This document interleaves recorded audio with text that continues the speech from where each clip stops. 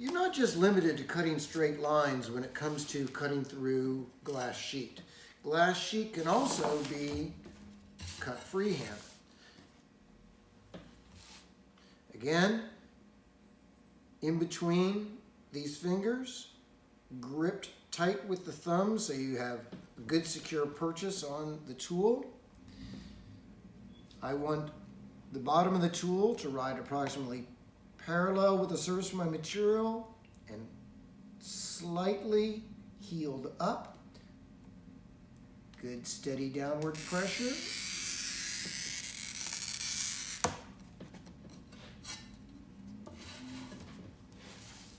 And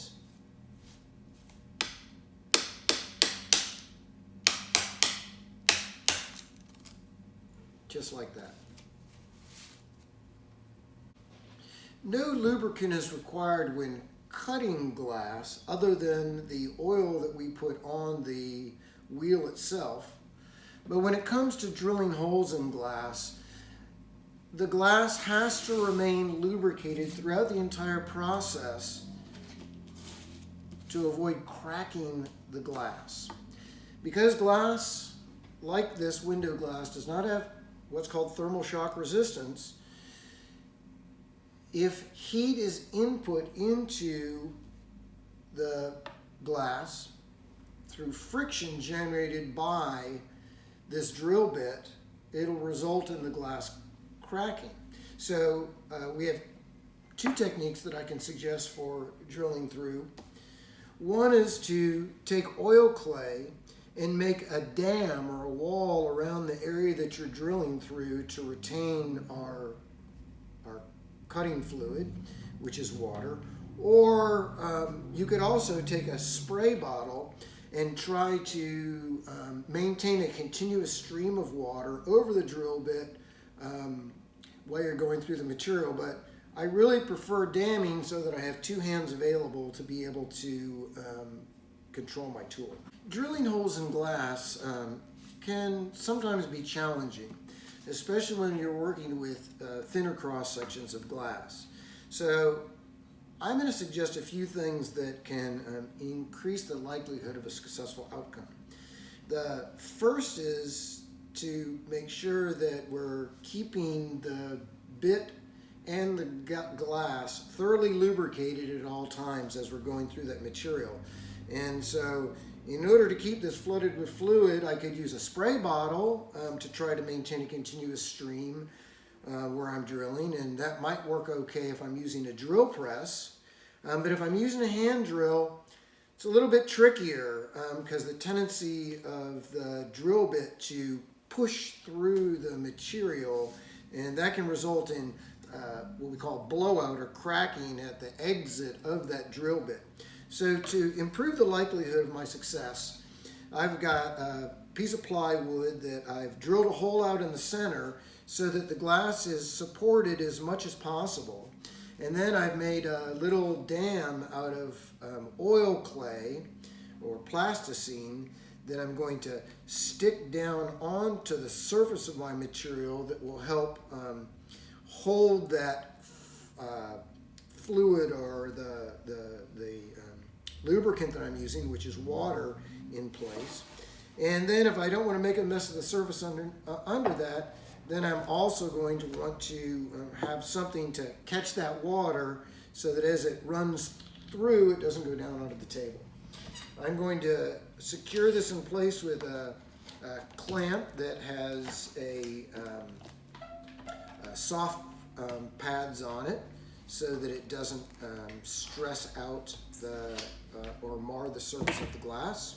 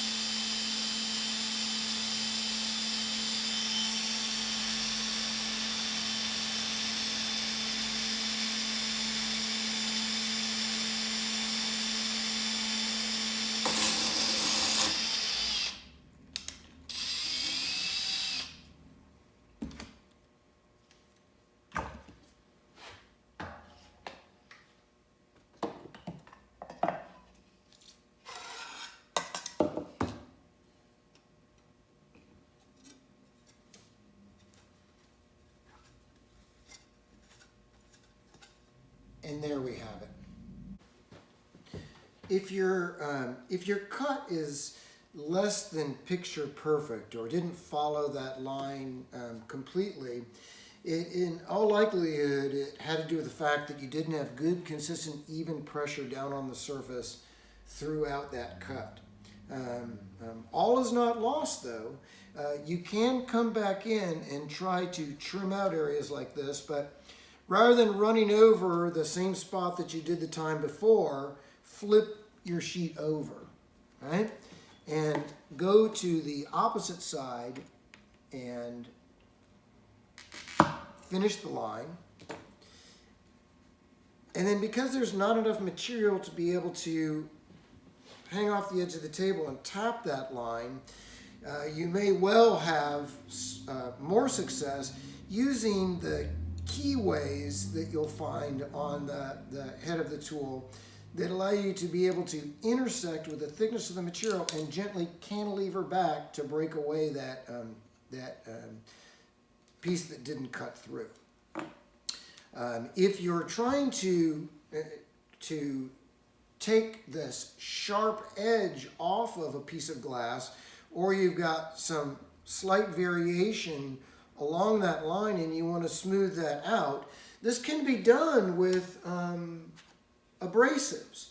But it's important that you understand that not all abrasives are created equal, and there are only 3 abrasives that are really effective at cutting glass. That is silicon carbide and carborundum and diamond grit, right?